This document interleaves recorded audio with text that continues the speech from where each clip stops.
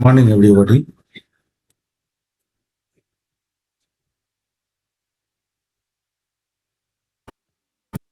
Market pre-opening है Nifty 2.5 point minus, Sensex 72 point minus, Bank Nifty 74.9. তার মানে flat two negative opening.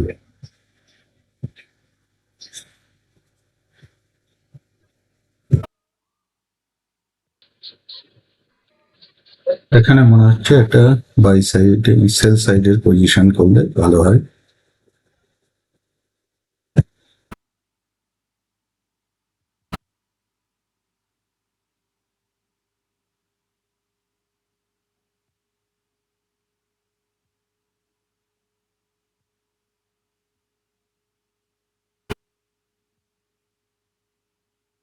এখানে একটা সেল সাইডের পজিশন করে নিলাম, এখন দেখা যাক কি হয়।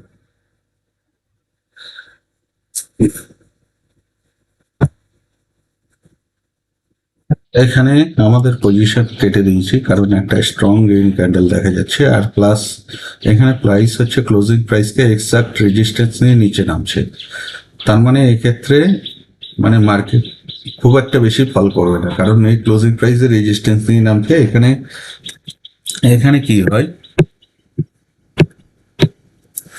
এখানে কি হয়, সবাই এই যে এক্স্যাক্টলি ক্লোজিং প্রাইসের রেজিস্ট্যান্স সবাই এখানে আবার সেল করতে আসে, সেক্ষেত্রে উল্টো সাইডের মুভমেন্ট একটা হওয়ার পসিবিলিটি আছে। আর 2 নম্বর হচ্ছে এখানে আমার পরপর 2 দিন লস হয়েছিল, সেই জন্য সেই ট্রেন্ডটাকে চেঞ্জ করার জন্য একটা প্রফিট বুকিং করা দরকার, ওই জন্য এখানে প্রফিট বুকিং করে নিলাম। এবার চার্টে চলে আসি।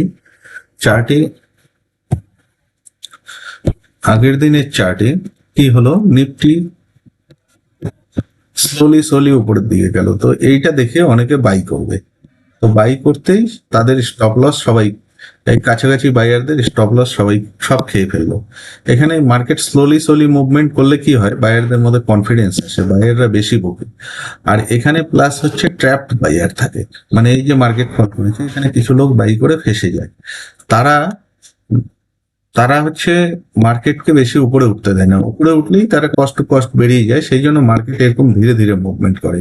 আর যেহেতু ধীরে মুভমেন্ট করে অনেক বায়ার আসে, সেই বায়ারদেরকে টার্গেট করার জন্য আমি একটা সেল পজিশন নিই, কিছুটা যেতে এটা প্রফিট হয় আমি এখানে বুকিং করে নিই। কারণ পরপর 2 দিন একটা লস হয়েছিল, সেই লসটা ট্রেন্ডটা চেঞ্জ করা দরকার। ব্যাংক নিফটিও এক্স্যাক্টলি এই 500 লেভেল ব্রেক করেছে, এখন হয়তো উল্টো সাইডে মুভ করলেও করতে পারে, কিন্তু এখানে আমি যদি আবার এটা দেখে বাই করি সেটা ওভার ট্রেডিং এর মধ্যে পড়বে, সেখানে লাভ হবে কিনা কোনো গ্যারান্টি নেই। আর ব্যাংক নিফটি এখানে কি হয়েছে, এখানে একটা রেঞ্জ তৈরি করেছে, একটা রেঞ্জ। তো এই রেঞ্জের এর নিচে গেলে একতরফা সেলার আসবে, সেক্ষেত্রে আবার বেশি নিচে যাবে না বা উপরের দিকে যাবে। যদি গ্যাপ ডাউন ওপেনিং হতো সেক্ষেত্রে তো সেল, কিন্তু ক্লোজিং প্রাইসকে রেজিস্ট্যান্স নিয়ে সেল করছে মানে এই আবার একটু উপরে যাবে, এরকম একটা মুভমেন্ট দিতে পারে।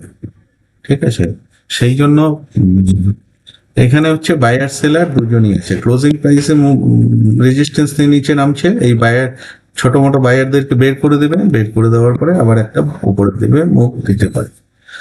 আজকের জন্য এটুকুই, ধন্যবাদ।